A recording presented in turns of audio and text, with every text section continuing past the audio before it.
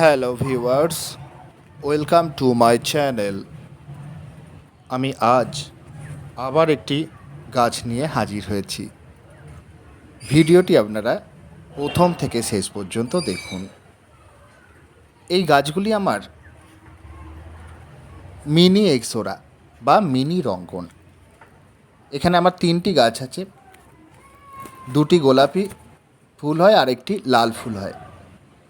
খুব সুন্দর এর পাতাগুলো, ছোট্ট ছোট্ট পাতা আর খুব ছোট্ট ছোট্ট থোকা ফুল হয়ে থাকে।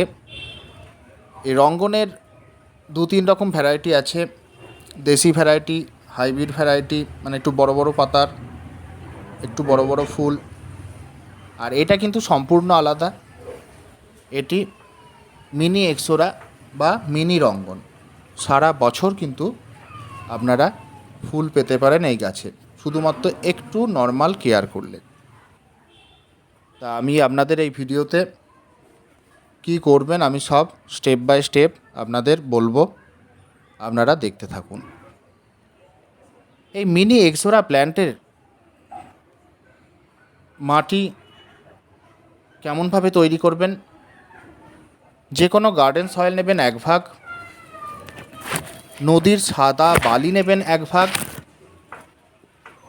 যে কোনো কম্পোস্ট, ভার্মি কম্পোস্ট বা পুরনো 1 বছরের গোবর সার 1 ভাগ নেবেন, আর সাথে ½ ভাগ কোকোপিট নেবেন। দিয়ে মাটিটাকে খুব সুন্দর করে মিশিয়ে নিয়ে আপনারা এই মিনি এক্সোরা গাছ বসাবেন। আপনারা সবসময় 10 ইঞ্চি টবে বসাবেন, কারণ এই গাছ আপনারা সারা বছর ফুল পাবেন।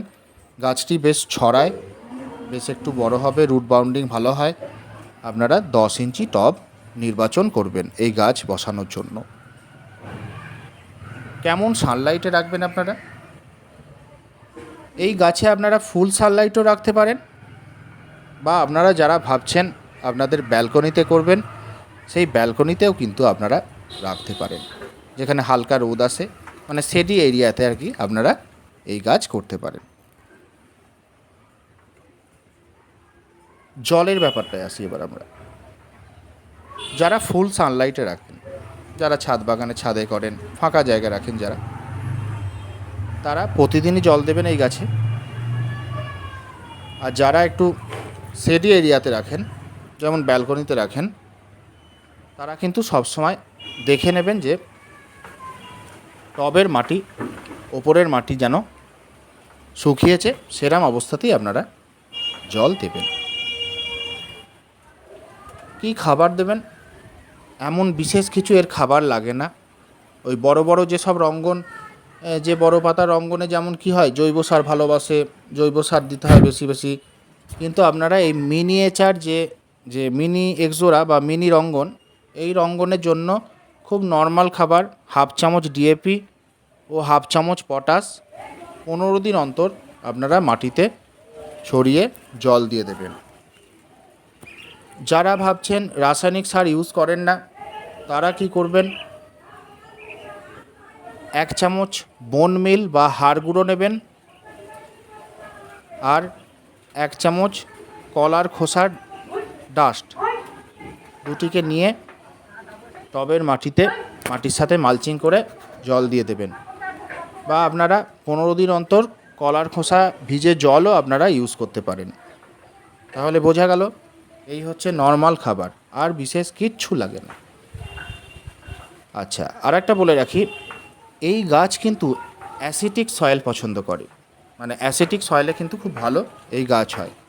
সেই জন্য আপনারা কি করবেন, ½ চামচ ভিনিগার 1 লিটার জলে গুলে সেখান থেকে 2 কাপ নিয়ে টবের মাটিতে দিয়ে দেবেন। তাহলে টবের মাটি অ্যাসিটিক হয়ে যাবে। এই গাছের রোগ পোকা বলতে হয় না বললেই চলে, হয় না এই গাছের রোগ পোকা। আর এই গাছের একটা সমস্যা যেটা দেখা যায়, গাছ যে কিছু পাতার মাথার দিকে ওপরের অংশ একটু হলদে হলদে টাইপের, একটু লালচে টাইপের, একটু পোড়া পোড়া কেরম ভাব হয়ে যায়। এটি ভয়ের কিছু কারণ নেই, এটি হচ্ছে অনেক সময় জল বেশি হয়ে গেলে হয়। আর একটা কারণে হতে পারে, গাছে পটাশের অভাব। এই হচ্ছে এর সমস্যা, আর এমন বিশেষ কিছু সমস্যা হয় না। খুব সুন্দর নর্মাল এই কেয়ার করলে আপনারা কিন্তু সারা বছর কিন্তু ফুল পেতে পারেন। আর যেসব শাখায় ফুল হয়ে যাবে, ফুলটা যখন নষ্ট হয়ে যাবে, শুকিয়ে যাবে, সেই সব শাখা আপনারা ছেঁটে দেবেন, কাটার দিয়ে ছেঁটে দেবেন, ব্যাস। আর কিচ্ছু এর পরিচর্যা করার দরকার নেই। তাহলে আপনারা বুঝতে পেরেছেন আমি কিভাবে কি যত্ন করলাম, কিভাবে মাটি প্রস্তুত করলাম, বললাম কি খাবার দেবেন, কেমন সানলাইটে রাখবেন, সব কিছুই আমি কিন্তু, কেমন জল দেবেন, সব কিছুই বললাম। তাহলে আমার এই ভিডিওটি লাইক করুন, বন্ধুদের সাথে শেয়ার করুন, আমাকে কিছু জানতে কমেন্ট করুন এবং আমার চ্যানেলটিকে সাবস্ক্রাইব করুন। Thank you.